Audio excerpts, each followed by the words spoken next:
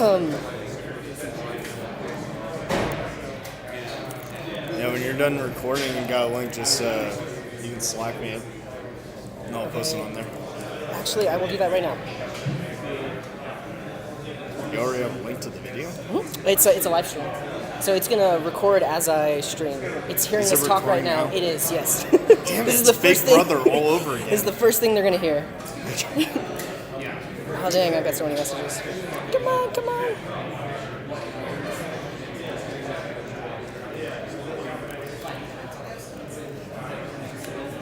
You were there. Ready to go web. Is it 2 T's? Yeah. Matt, there you are. There you go. And let me inform my constituents. And these people too. Cool. Ready to go. I believe we're streaming. I believe it's live. It says Maybe good. HDMI. Almost all of it. Oh, I hope that doesn't mess with my video resolution. Okay, that's good, but is OBS good? OBS is not good. Start streaming. Minimize. I think we're good. We can. Okay, we're good. All right. Rock and roll. CJ, Oh, take it away. we're not good.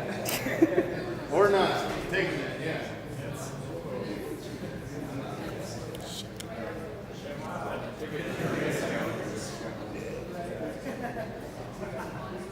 Hello. Hello. Can you hear me in the back? That's too loud. Can you hear? Check, check, check, check, check, check. Can you hear me in the back? Can you hear me in the front? It's a little bit too loud. Right there? You can hear me. You can hear me. Let's do this. Okay, hello everyone. My name is CJ. Today I'm going to be talking about security with Node.js and Express. If you want to contact me, that's my email. If you're on Denver Devs, I'm CJ, so say what's up. So first I'll talk about who I am, where I've been, what I've done, why I'm qualified to even talk about security, and then we'll talk about security with Node.js.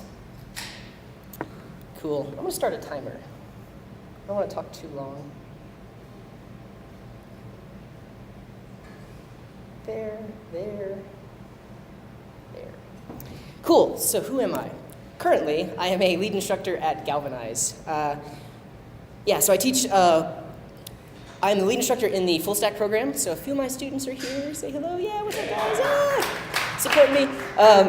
So I've been at Galvanize for about a year and 4 months now, but here's my story. So I was a military brat. I've lived all over. If you could see, there's a little dot there in the middle of the Pacific. That's Guam and England and Germany. So I grew up kind of all over the place.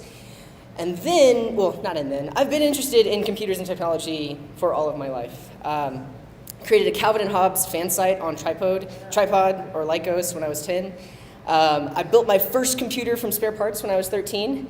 I hacked MySpace when I was 16. I really just built like a phishing page, but I don't know. I was super elite back then or whatever.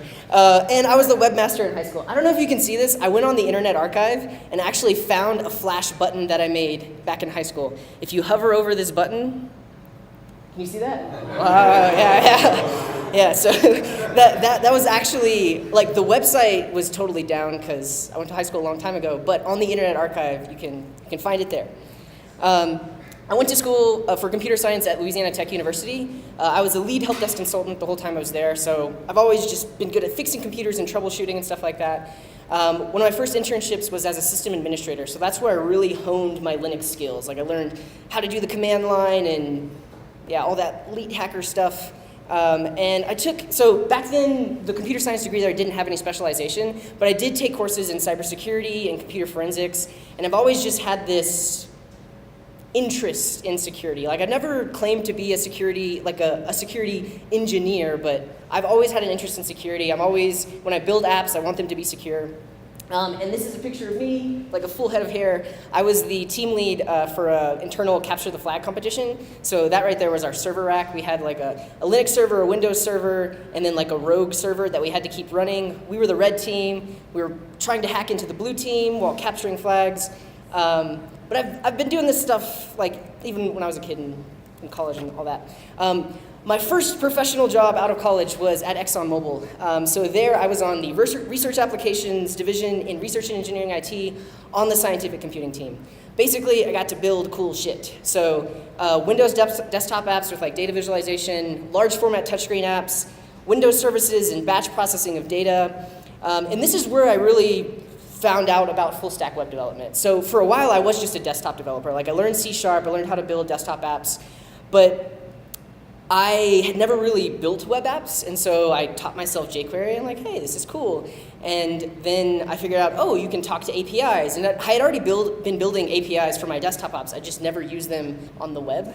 But then I just fell in love, because you could visualize data on the web, and then I learned about Angular, and like converted my jQuery code base to Angular, and like, I don't know, I really fell in love with this idea of building a full stack web application and touching all the parts and pieces. But while I was there, I got to work on a bunch of proof of concept stuff. So like Internet of Things, I was working like with little Arduinos and sensors and Raspberry Pis and sensors.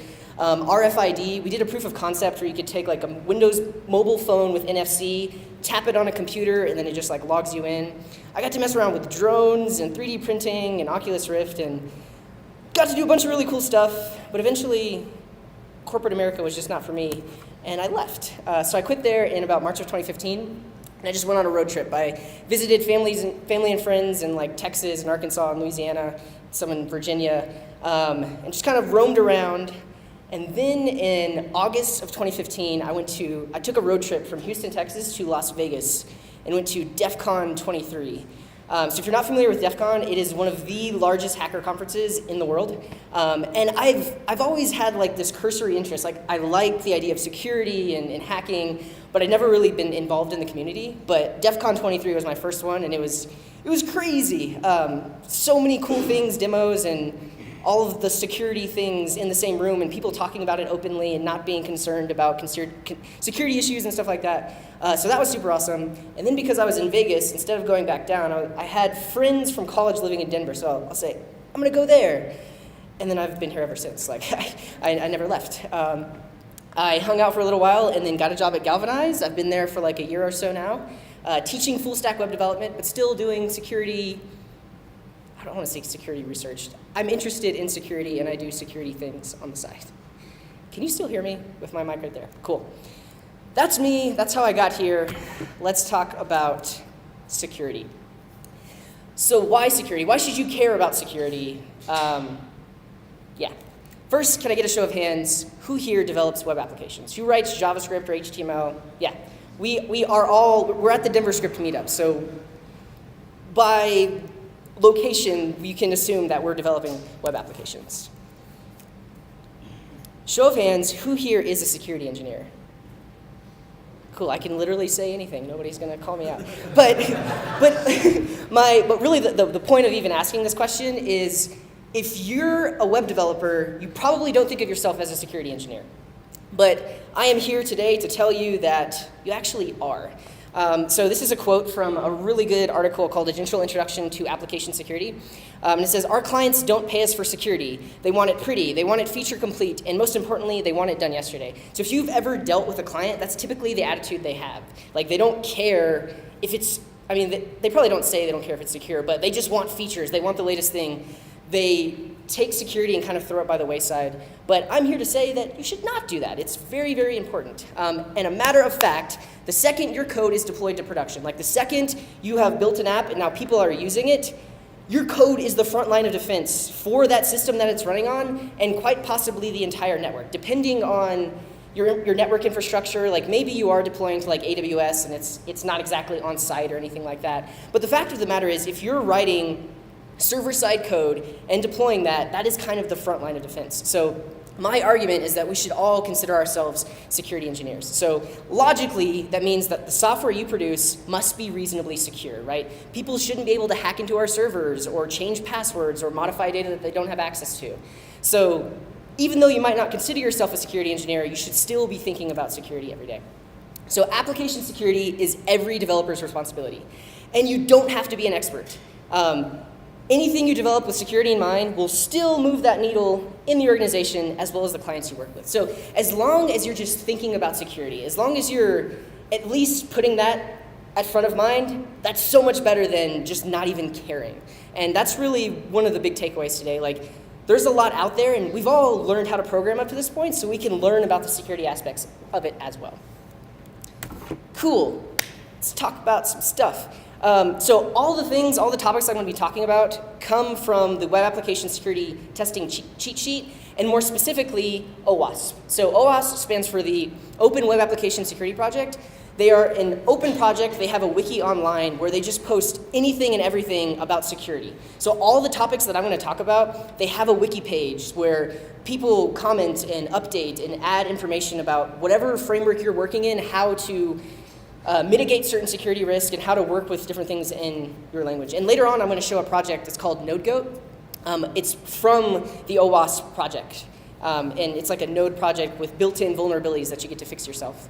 And a lot of this stuff is also from the Node.js security checklist, which is a blog run by Rising Stack. So all this information freely available on the web. I'm just putting it into nice little animated slides for you. So here are a few of the things I'm going to cover. Mitigating common attacks by setting security-related headers, protecting against brute force by doing rate limiting, managing sessions using cookie best practices. So I'll just talk about when you're setting cookies, what should you do? Mitigating CSRF attacks, validating data to prevent a whole swath of attacks, ensuring secure transmission, so making sure that you're doing things over HTTPS, and lastly, checking NPM dependencies for known vulnerabilities. So first, mitigate common attacks by setting security-related headers. Now, if you do anything, this is pretty much the easiest thing you can do. There's like a built-in package that you can use. You just add it as middleware in your Node app, and you're instantly protected using these various headers. So setting headers from the server is easy and often doesn't require any code changes. Once they are set, they can restrict modern browsers from running into easily preventable vulnerabilities. So modern browsers have built into them, if I see this header, I'm not going to allow this specific type of action. So by automatically setting those headers, you're just preventing yourself from a whole swath of attacks. And OWASP has their Secure Headers project where they talk about what are the top headers that you should be setting. So for this, on NPM, there's this wonderful package called Helmet. And it helps you secure your Express app by setting those various HTTP headers. And so these are all the headers that are identified as the Open Web Application Security Project as being things that you should set to secure your server. So there's the content security policy header. So content security policy says what domains outside of this domain is the current web page allowed to make requests to. All these other things, FrameGuard, which will prevent clickjacking. You might have heard attacks where somebody tries to click a like button for Facebook, but they're actually clicking on something that like downloads a virus to their computer or something like that. If you use the FrameGuard, that's going to prevent your site from being hosted inside of a frame and preventing clickjacking. Hide powered by, super interesting. So when an attacker is trying to get into your server, one of the first things they do is they try to figure out what is your server actually running. So by default in Express, it sends back a header that says, powered by Express. Actually, it doesn't show it here, but take my word for it. Spin up your Node app, pull up the DevTools, look at the Network tab, and look at the request that came in, and you will see a header that says X powered by, and it'll say Express. And sometimes it even says the exact version. So if your attacker knows that you're running Express and knows that you're running version 4.2, they can look at a whole list of vulnerabilities and let's say, oh, well, I know that server is immediately vulnerable to these things.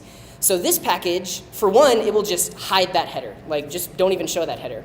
But you could also kind of like confuse the hacker, and you could set your powered by, say, oh, my server isn't running Express, it's running PHP. So that header, by removing it, you're just preventing the attackers from knowing exactly what you're running on your backend. So a really easy one to set up. But by including Helmet, and so the code to do that is, so in your Express app, it's a little bit hard to read, but this would be like in your app.js, you pull in the Helmet library, and then you just use it as middleware.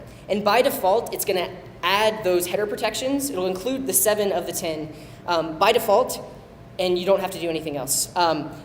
Those 7 that it includes are things that aren't really going to mess up any of the other inner workings of your site.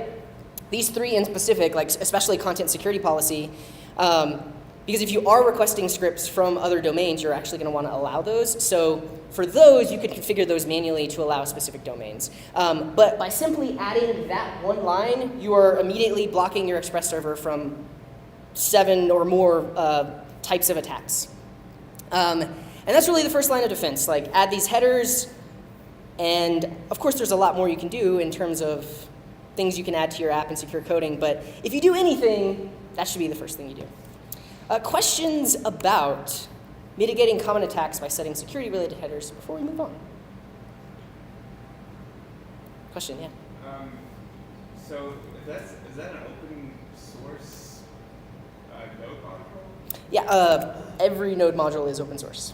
I mean, yeah. Someone figure out how to hack. Well, it's not that this module is doing anything in particular. It's literally just setting headers. So if you're familiar with like a request handler in Express, you might say request.set, and you can set a header. Sometimes you set like the access control allow origin header, but you can set that in your request. These middlewares are literally just setting a header. And if you look up these specific headers that they're setting, it just tells the browser to not allow certain types of requests. So in no way is this like a catch-all for all hacks. This is really just like the minimum you can do, and it's just adding those headers so that your browser is working on your behalf if these types of attacks were to happen. Okay. Thanks. Cool. All right, headers, easiest thing you can do. Moving on, protect against brute force authentication attacks. So what is brute force, you might be wondering? So in cryptography, a brute force attack consists of an attacker trying many passwords or passphrases with the hope of eventually guessing correctly. So they don't need to know any information about your server or anything like that. They literally just say, okay, I'm trying to log in this user. I'm going to try every possible combination of letters and numbers until it allows me to log in. And if your server is not protecting against lots and lots of requests, they could do that. They could literally write a script that just sits there and tries everything, and the moment it finds the right password, it's done, and they've basically hacked into your server. So we can prevent against brute force by doing something called rate limiting. So rate limiting limits the number of requests that a user can make to protect your application from brute force attacks. So this rate limit could be based on an IP address. It could be based on like a cookie you set in their browser. I'll show you a few packages. I'm sure there are a lot more. But the idea is you recognize an incoming request and you log it. And then when another request comes in, it checks to see if that same IP address or that same user has made a request and will ensure they're within some limit. So the first package I found is called Express Bouncer. So it works by increasing the delay with which each failed request takes. So it says it uses a Fibonacci formula. Essentially, if they're trying immediately one after another to make lots and lots of requests, this will gradually take longer and longer with each successive request that they make to kind of deter them from sending lots and lots of requests. But also, you can do something like whitelist. So if you know a particular IP address, like maybe your internal company IP, you could whitelist that, and now any request coming from that IP address won't be rate limited. Basically, every request will be allowed in. You first set up a middleware function, so you say bouncer.blocked, and you'll notice this looks very similar to an Express middleware. Basically, this is the function that will get called when they have reached their limit in terms of requests.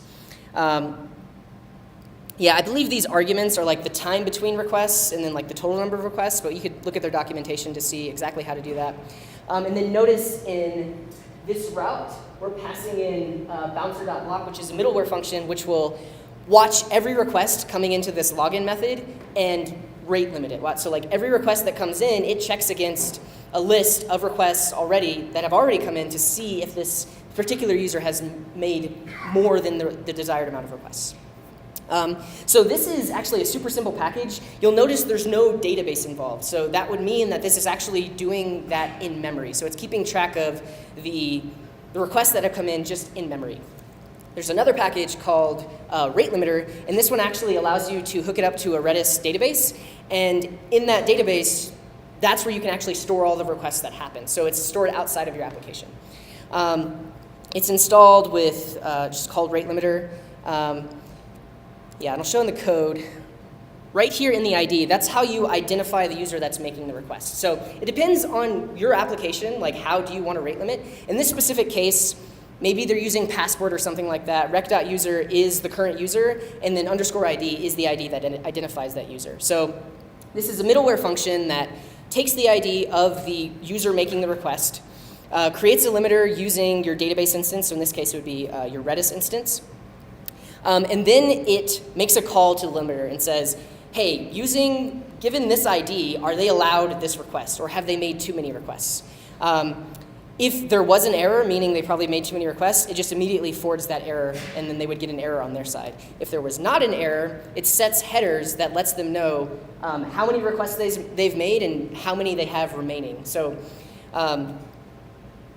yeah, I'm just thinking about like real-world application. I believe the Twitter API actually does rate limit you, and you can check to see. I believe they don't want more than one request every 500 milliseconds or something like that. But they'll set headers like this, like saying, oh, you're requesting way too fast, or within the next minute you only have 3 or 4 requests left.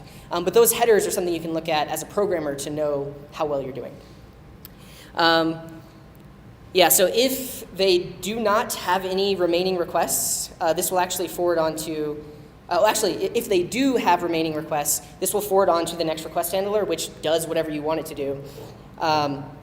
And here we're just, yeah, so I guess at this point, if they did not have any remaining requests, then you would send back an error. I guess this is an error if it was an error talking to the database.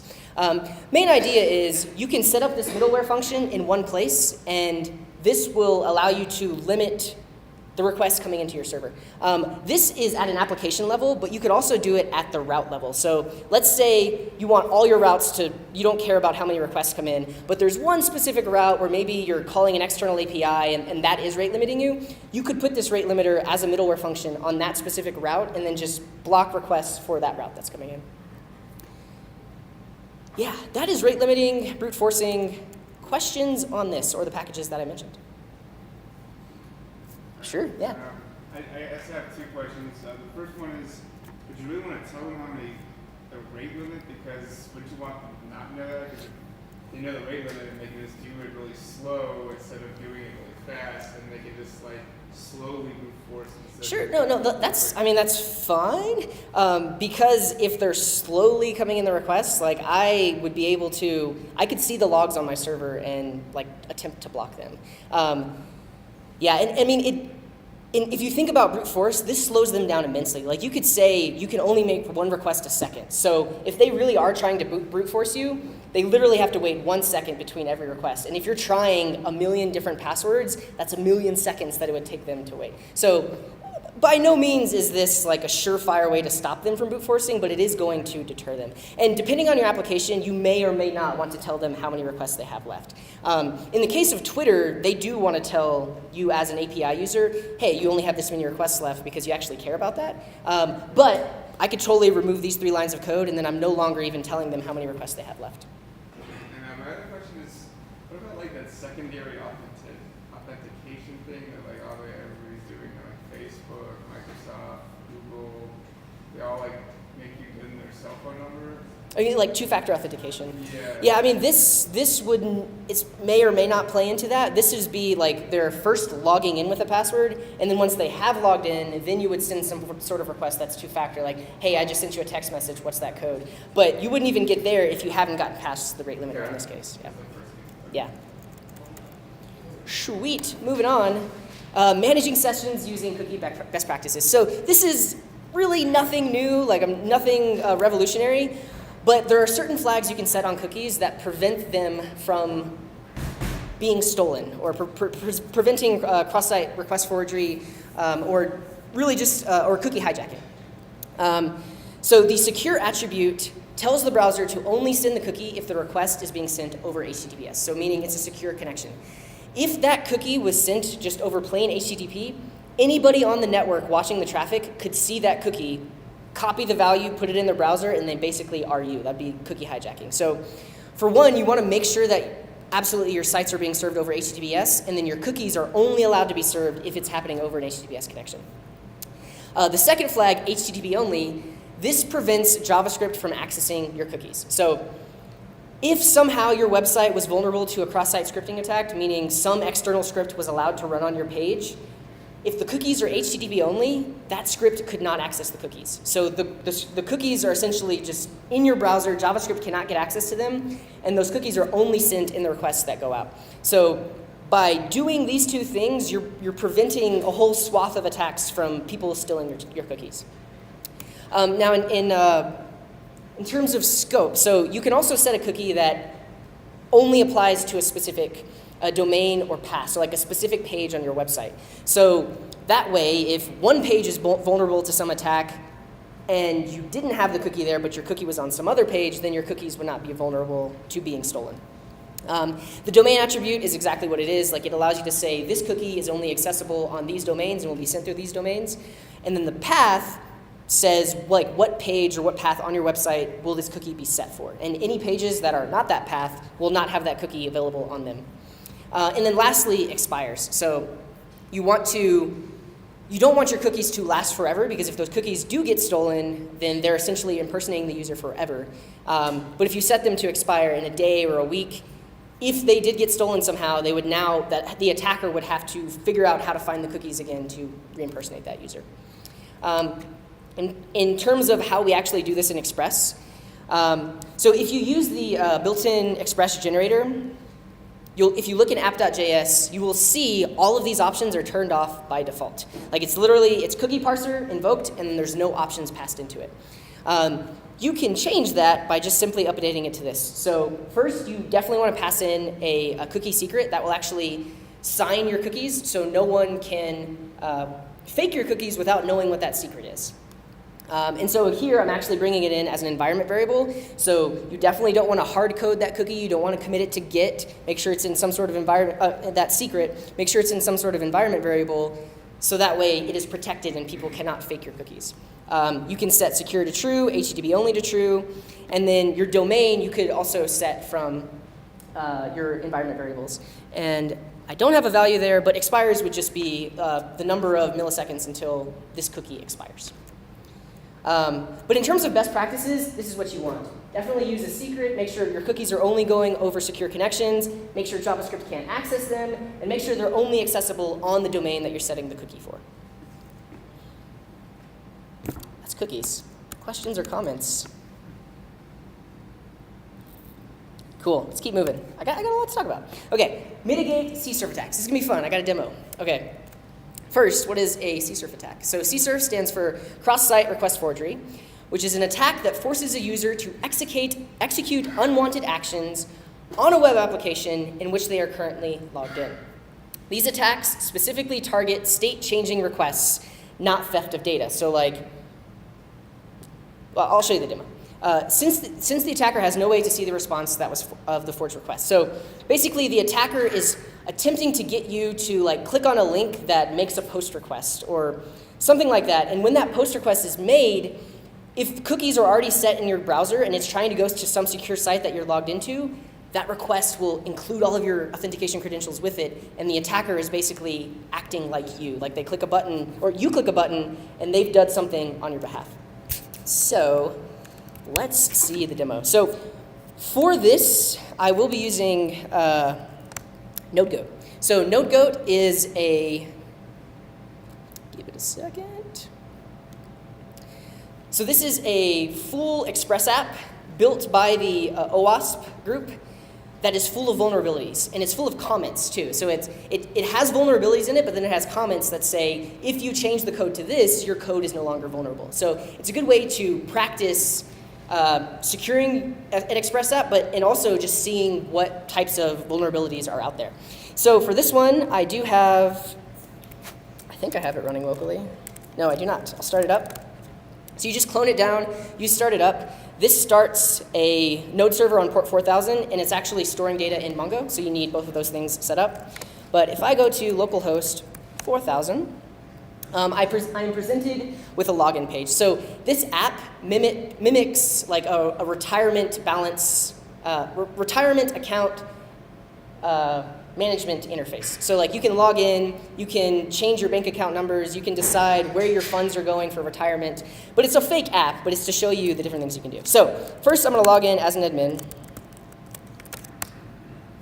So now I'm logged in. I see, I believe, the users in my system. Super interesting thing, if you go to /tutorial, these are the top 10, so this is built into the Node.js app once you spin it up. These are the top 10 security threats identified by OWASP, and each one includes a tutorial video and then how to fix it in the code. So all of these different attacks, we could go in, we could watch what that attack actually means, and then read up how to actually fix the code to get around it. So for this one, I'm going to demo the CSRF attack. So here's what happens. I am currently logged in as an admin, right? You see over here, node.go.admin. I have $89,000 in my retirement savings. I have $20,000 of monthly income, and estimated when I retire, I'll get about $15,000 a month. But if I go to my profile, I can actually set my bank account number. So where should these funds be deposited? Right now, I'm just going to do 1, 2, 3, 4, 5, 6, 7, 8, 9. And then submit it. Anybody know how many numbers in a bank account? Because I don't. I could cheat. Let me see real quick. Is it 6? I'm just gonna see. So this, you're getting a glimpse of what's about to happen. So 1, 2, 3, 4, 5, 6, 7, 8, 9. 9 numbers, okay.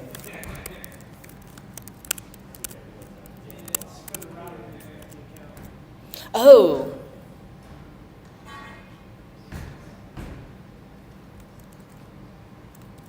Just gonna Google Chase routing number. Let's see what happens. There we go, that'll work. Okay, that's my routing number. Whatever. I should be able to at least just set the bank account. Oh, for example. Good call. Sweet. Okay, so my profile is now updated. If I can go away, I come back to my profile.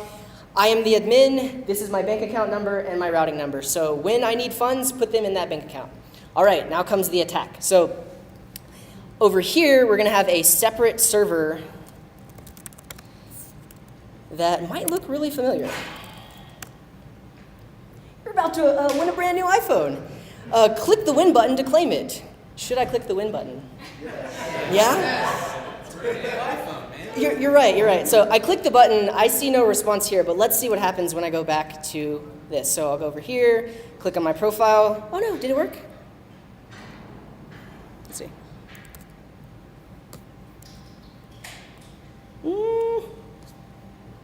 It might be making the request against, actually, did I update it? Connection refused. Win.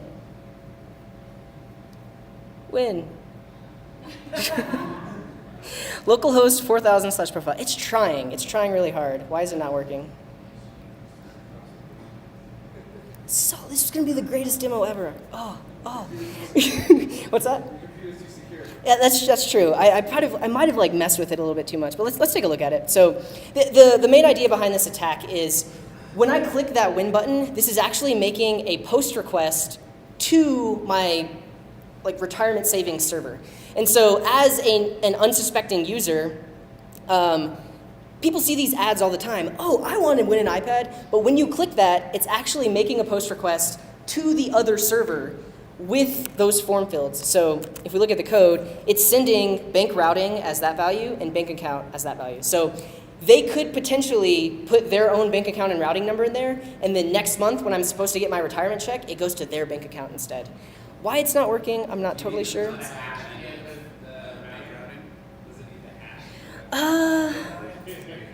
Oh, maybe? Yeah, because let's try it. Let's try it.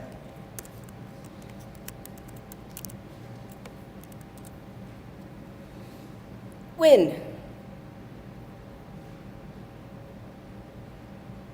Hey. Yeah, good call. Who said that? You said that? I have stickers. Would you like a node sticker or a JavaScript? Can I get an iPhone? Would be nice. I don't know. JavaScript? Yeah, you get one too. You mentioned it. Yeah, JavaScript? No. Okay, sweet. So that actually works, but that's the main idea of the tag. So when I clicked this button, it made a post request to this other server and actually updated my credentials, right? And as an unknowing user, I have no idea that it did that, so I may not have looked at my profile, and now a month from now, that is being deposited into another account. So how do we fix this? How do we make our server not vulnerable to cross-site request forgery? Yes? So how is the information on when iPhone site connected to this? It's purely in the action of the form. So the action is at target, and you'll see when this thing is rendered, the target is the other server running on a different port. So the other server, the actual dashboard is running on port 4000, and then this attack server is running on port 3000. In the real world, they could just be two totally separate domains, and this would be like the actual URL of wherever that bank account site is hosted. But the way it actually works is, and actually we can just view the source of the rendered page. If we look at the source of this page, the action is going against 4000/profile, and 4000/profile is that page. So when that page sees the post request, it actually accepts the data and being those two values there.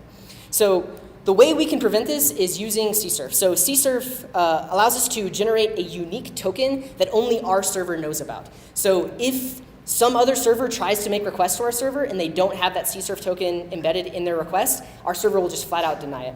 So on NPM, there's a package called CSRF, just npm install CSRF, and then you can use it. So in this case, we're setting CSRF cookie to true. And then this particular form, we pass in the middleware function, CSRF protection. So this form gets passed in the token. And then because this is a render, the actual page would actually have that token in a hidden form field somewhere. And the post request also includes CSRF protection. So the post request is actually looking for that token when the request comes back in. So how do we fix this on NodeGoat? If you actually look at the tutorial, it'll tell you exactly what lines of code to change to make this work. So if we go to CSRF, so the exploit, how do we prevent it? So we can go into our server.js and just uncomment some code that adds CSRF as a middleware, and then every single request has a token available to it on locals. And so then when that view is rendered, it's going to create this hidden form field with that CSRF value inside of it. So if I go over to my NodeGoat, let's look in, actually it should just be server.js. We scroll down here. Yes, CSRF. So fix for A8. So I just need to comment out these few lines. And I believe our server is no longer vulnerable. We'll have to look at the actual view that's rendered. So if we look at profile, I believe they do have a hidden form field here for CSRF. Yeah, so this is already there. But the idea is, because I've added that middleware, the CSRF token is now going with every request. So when this page renders, it'll have the token inside of it. So that's good to go. I just need to restart my server. Oh no. CSRF is not defined. Of course it's not. So go into server, go to the top, and bring in CSRF. There it is. Cool. Server's good to go. That's not it. This is it. So if we look at profile, oh, I'll have to log in again. The server restarted.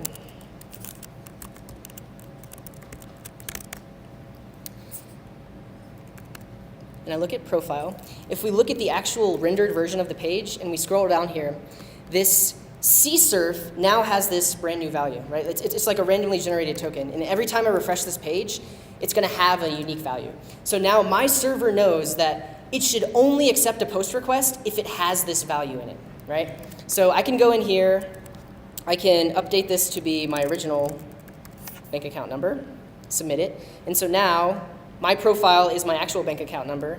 And if I attempt to exploit it again, click win, I could click win all day, it won't actually work because this server doesn't know how to get that CSRF token. Like if we look at its form, it's not sending that token over. So if I go back over here and refresh it, they're not able to modify our bank account. question. Yeah. So by nature, do you think like session tokens are more secure than cookies? Because like I guess someone could hijack your local storage or something. A session is technically would. Yeah. So I guess that's not as applicable here.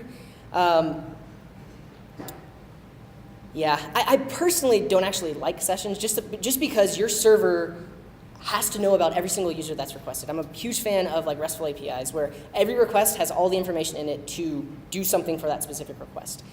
So to your question, like which is better, like how does that kind of apply to CSRF? Well, isn't that kind of what you're doing? You're using a token, right? Well, this is a token in the form field. It's not actually, in this case, it's not really in the cookie or anything like that. It's just the fact that when this form is submitted, this token goes along with it. Yeah, but that's kind of like a session token, isn't it? Not really. I don't know. I'm not in my mind. Maybe if you ask someone else, I don't know. That's what I'll say. Okay. Cool. Yeah, so that's CSRF. Now, so Express is super interesting because their built-in generator doesn't have these types of things in it, right? If you're used to Rails or like any of these other frameworks, they actually do that by default. You don't even have to worry about that. Like every Rails app has built-in CSRF protection. But by the nature of just how simple the Express generator is, it doesn't come with all of these things. Yeah, and we saw how to use it. Any last questions on cross-site request forgery? Keep on moving. How am I doing on time? I've been up here so long. Just kidding. Okay, we're getting towards the end. Validate data to prevent cross-site scripting, SQL injection, and command injection. So validating data is like the most important thing you can do as a web developer. So always, always, always filter and sanitize user input. What do I mean when I say user input? So user input, or input in general, can come from many, many different places. Just think of all the different ways that your server gets data from the outside world. So it can get data from query parameters in the URL, from the path of the URL, from parameters in put or post requests, from data inside of cookies, from data inside of headers, from uploads going into your server, from form fields that are submitting information to your server. The idea is input into your server can come from any one of these and many more. And you can't always guarantee that you're the only one that has access to these things. So like if some malicious user goes to your website and just decides to start writing random things into a form field, they can do that, right? You can't expect what they're going to do. So the main idea is any data coming into your server should be validated in some way. You should not just trust it out of the box. Cross-site scripting, there are two different types of cross-site scripting attacks. The first is reflected cross-site scripting. In this case, the attacker injects executable JavaScript code into the HTML response with specially crafted links. So you'll notice here the URL is example.com, user equals some script tag. If that page is vulnerable, it might actually take that script tag and actually embed it and execute it on the page. Now, instead of just saying alert pwned, what if this sent a post request with the contents of document.cookie to some malicious server, right? If you can execute a script on someone else's website, you kind of have access to all the things in their browser, right? If certain security precautions haven't been made. And the thing is, this is the existing website, right? Example.com, like they have not actually modified the website in any way. Some unsuspecting user is, oh, I use example.com all the time. I'll just click that link. But the moment they click it, if your server is vulnerable, it's going to run that script on the page and could do something really bad. There's also stored cross-site scripting. So this is where the application stores user input, which is not correctly filtered. It then runs within the user's browser under the privileges of the web application. So if you're not validating the input that comes to your site, let's say somebody decides to set their last name as a script tag. And then as the admin user, you go to view all of the users of the website. But you decide, like your code actually runs that script tag that is their last name. That malicious user now gets access to admin credentials. So let's do that. So here's what I'm going to do. I am going to open a private tab, go to localhost 4000, and I'm going to sign up as a malicious user. So username, bad. Password, 1, 2, 3. Oh, no, I need to sign up. Sign up. Username, bad. Last name, bad. Bad. Optional emo, go. Okay, so as the bad user, I have now logged in, and I want to go in and update my profile.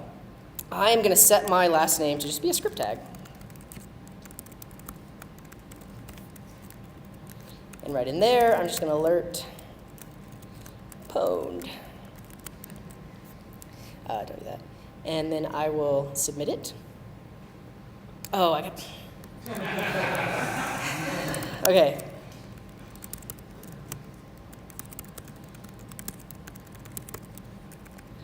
Script, I can do this. Okay, we want to alert pwned. And 1, 2, 3, 4, 5, 6, 7, 8, 9. I think as long as it ends in a hash, let's see. Cool. Okay, so my last name is alert pwned, right? So as the administrator, I'm going to go over here. I believe I'm going to go to my dashboard. Actually, I think if I log out and log in, that takes me to the list of all profiles. So I'm going to log in as the admin.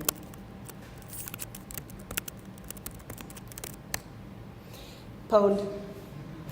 Right? Because when the admin user logs in, they're immediately presented with the all users page. And so this bad user set their last name to be that script tag.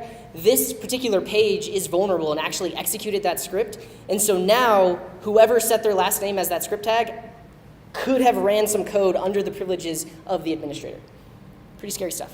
How do we fix it? Actually, I don't know. Let's look at the tutorial.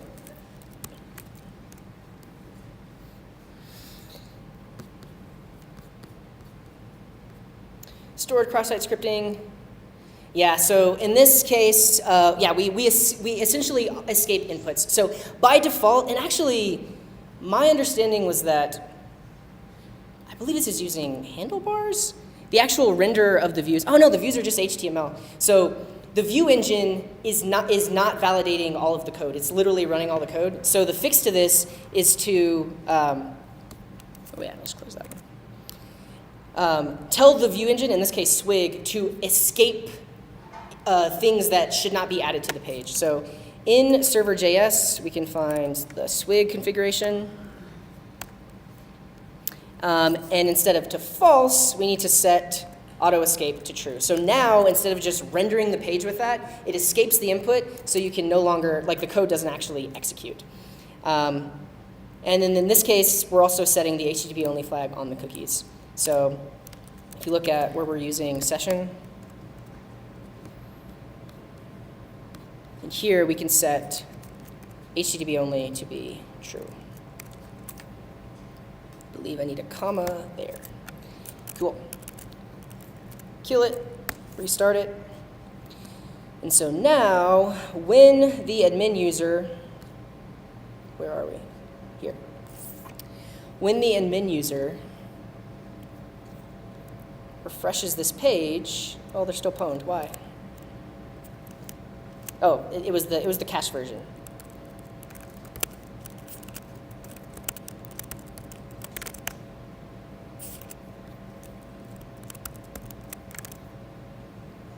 Yeah, so now, instead of running that code, the view engine escapes it, so you actually just see what the value is there, rather than actually executing the code. So, escape your inputs.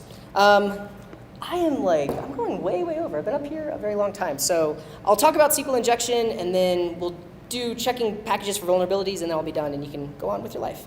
SQL injection. So injection of a partial or complete SQL query via user input. So it can read sensitive information or be destructive as well. So take, for example, the query select title and author from books where ID is equal to some ID. And that ID might have come in from a parameter in a URL or something like that. So we're assuming that ID is coming from the user. But we need to account for when the user doesn't just put in their ID. What if they put in a query? Or what if they put in just some random text? We need to account for that. So what if the user enters 2 or 1 equals 1 into the query? So this says select title, comma author from books where ID equals 2 or 1 equals 1. Well, I don't know where you learned to program, but where I learned to program, 1 always equals 1. So what this says is select title and author from books basically every single title and author from books. But what if this wasn't the books table? What if this was the users table? And now you're sending back all the users and all their passwords. So the idea is you don't just blindly concatenate user input to the query that you're sending to your database. You escape it. So if you're using Postgres specifically with Node.js, there's a way of escaping input. So you can define your query like so, and then you parameterize and say ID is going to be equal to something. And then when you execute the query, you pass in an array of all the parameters that are going to be applied to the SQL query. And this basically says whatever $1 is becomes 3. And when this Postgres driver compiles the SQL query, it automatically escapes this. So if this was coming from user input, it wouldn't directly go to the database. If you're familiar, if you use something like Connects, it actually does all this under the hood for you. You don't have to worry about that. But if you are doing like raw database queries, you definitely don't want to just pass in those things directly into the query. And in terms of SQL injection testing, like there are tools out there where people can, well, where an attacker could put in the URL of a website. It will literally crawl the entire website and find all form inputs. And then for every form input, it will just start sending values to it. And there are certain tricks you can do to see if a server is vulnerable to SQL injection. You can do something like send a sleep or a timeout. And so a sleep tells the server to wait 1 second.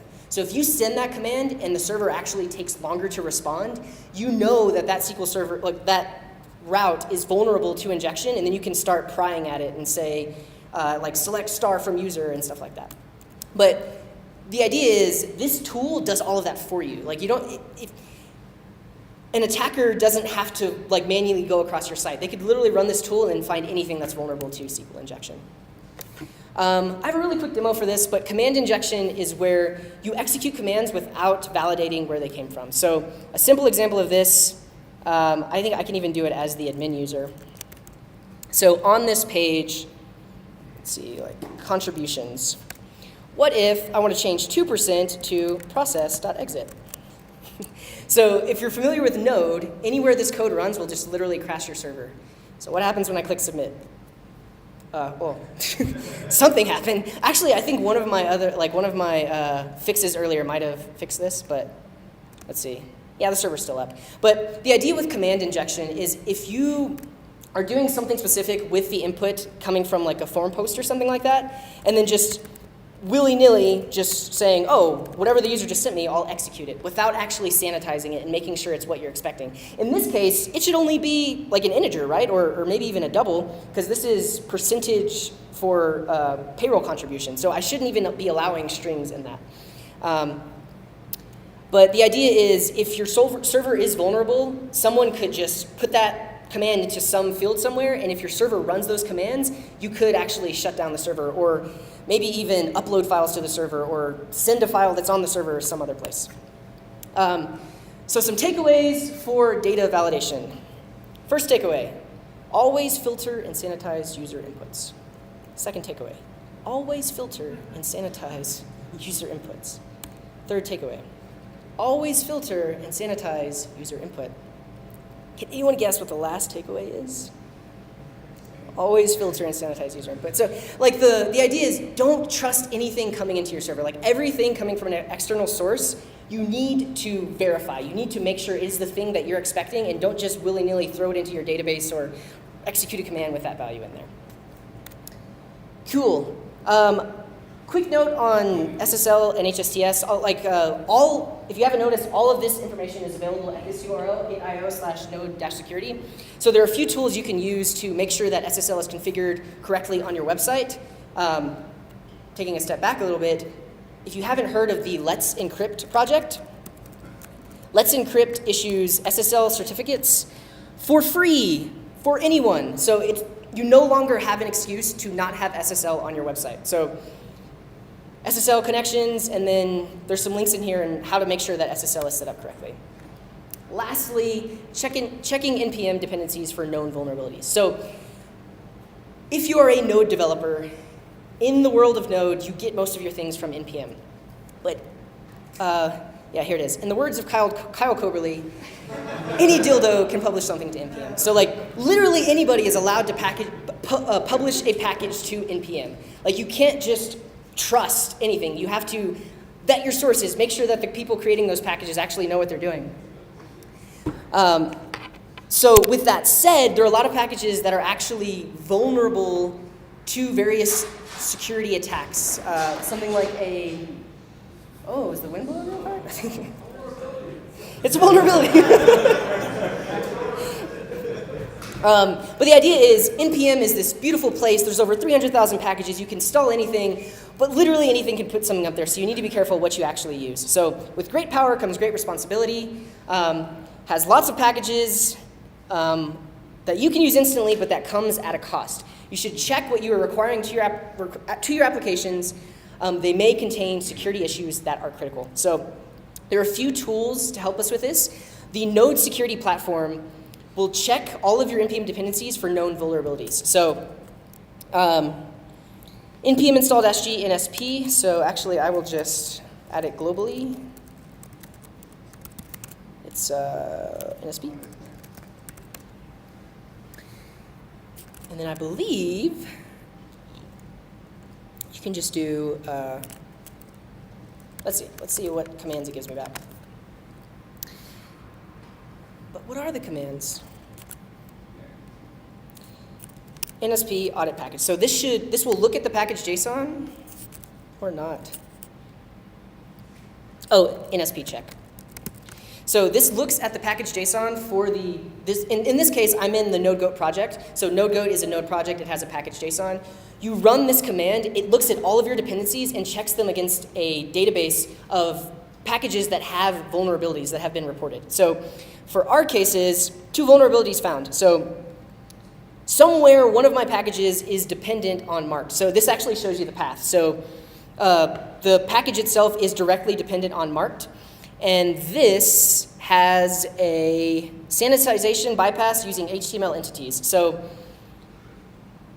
on a specific page, if I'm rendering Markdown, that Markdown renderer is actually vulnerable to not escaping all of your inputs. So you can actually go to this website, read a bit more about the vulnerability, but you can run this command on any one of your Node packages, and it will check every single dependency and tell you, have there been vulnerabilities found?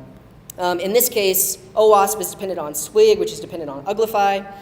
In this case, it's kind of hard because by nature of Node, you don't have control over the dependencies of your dependencies, right?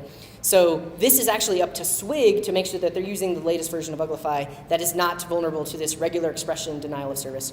If you think back several months ago, Stack Overflow was actually taken down because of a regular expression denial of service attack. Like somebody added a comment that just had like way too many spaces in it. Their regex code was just spinning and spinning, which essentially made their server grind to a halt. So if some specific portion of my app was actually using this package, I might actually be vulnerable to regular expression DOS. Cool. There's also Snick or Sneak. Does a very similar thing. They just have a database of all these different packages and what they're vulnerable to. Whew, we did it. Let's do a quick review. Okay, this is sticker time. Who can tell me the package you use to mitigate common attacks by setting security-related headers? Helmet, yes! Actually, I'll put the stickers out here and then just help me around. Not everybody, just you. Protect against brute force authentication attacks. I didn't even ask the question yet. Okay, so Express Bouncer is a package you can use. Rate limiting is another package. You all get stickers. Come and grab one. Who can tell me one thing you can do to manage sessions using cookie best practice? So what is one cookie best practice? Yes, so make sure that you're signing your cookies and that they are encrypted. Who can tell me another one? HTTP only, so make sure that only that JavaScript can't access your cookies. Who can tell me another one? Secure, that's the one. So make sure your cookies are only sent over HTTPS. Got another one? Yeah, exactly. So make sure that your cookies don't last forever. Fantastic. Mitigate CSRF attacks. I don't know, what's the package you use? CSRF, yeah, cool. But you literally include it, and then who can tell me like the second step to including CSRF in your app? So you have to use it as middleware, but then what else do you have to do? Well, you said add it to the HTML here, add it to the form input, but basically you need a hidden form field that has that token inside of it, so that way the incoming request can be validated by the middleware. Beautiful. Validate data to prevent cross-site scripting, SQL injection, and command injection. Who can give me an example of SQL injection? Using a good an example of SQL injection? Yeah. No? Well, just putting in like a drop table, like SQL command or something. Yeah, so like, but like you're thinking in terms of, okay, if I was able to inject some SQL commands, I would like maybe drop a table or do something malicious. How would you inject it? They're like how? Find the form inputs. But how is your server vulnerable to it? What was that? Manipulating the route. I guess what I'm looking for. Find the server link.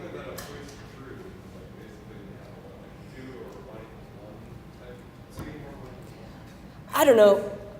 Maybe you all were right, but what I was thinking was don't just like concatenate things onto your SQL queries, right? You want to escape them using the driver that you decide to use. That driver will actually escape those values that change, so that way you're not just directly putting the values that were sent by the user. If you said that, come get a sticker. I don't know. What is the name of the service that will give you a free SSL certificate? Let's Encrypt. Hell yeah. And what is the name? I didn't even talk about it that much, but what was the name of that package that actually lets us look for vulnerabilities? SNIC is one, definitely. NSP, Node Security Project. Give yourselves a round of applause. That was great. Cool. Final thoughts. I just noticed my break timer has never kicked in, and I guess it was never on. It's called timer. Yeah. Everyone reach into the sky. Just stretch. Just get that. Ugh. Cool. So, some final thoughts. Honestly, knowing is half the battle. Like just knowing that these things are possible and knowing that you have the control to fix them. Like if you write server-side applications, you can go home today and implement some of these things that I talked about. But you don't have to be an expert, right? Application security is every developer's responsibility. So you don't have to be an expert. Just taking one step forward, just learning about a few of these attacks, how to prevent them, is way better than just not doing anything about it and not caring. Security is a mindset. So I did go through essentially like a checklist, like these are the top 10, but you can't, like this is a good place to start, right? Like make sure that your app isn't vulnerable to all of these things, but it goes beyond that. Like every time you write code, every time you deploy code, you need to be thinking about, is my code secure? Have I done everything to prevent someone from getting into this and accessing data that they're not allowed to access? So it doesn't just stop here, it's a good place to start, but beyond this, you can learn more and do more. Tons of resources. I use RevealMD for my slides. Check it out, it's really cool. All those cool little GIFs and stuff come from a site called Flixel.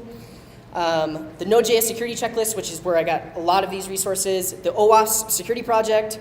NodeGoat, which you should definitely just check out, pull it down, look at some of the tutorials. Really great article on a gentle introduction to application security. And there's another article on top overlooked security threats in Node.js applications. Oh, are we still hiring? I think we are still hiring. If you're not familiar with Galvanize, we are a co-working space, an event space, and we also have immersive programs. We have an immersive web development program and an immersive data science program. I specifically teach in the immersive web development program. I believe we are hiring, maybe not instructors, but there are a lot of other open positions. So if you go to gjobs.link/by-team, you can just see all the various positions that are open and across the country too. So not just in Denver. We've got positions in Austin, New York City, Phoenix, San Francisco. So check that out. Yes, thank you so much. This has been Node.js Security. I'm CJ, thank you.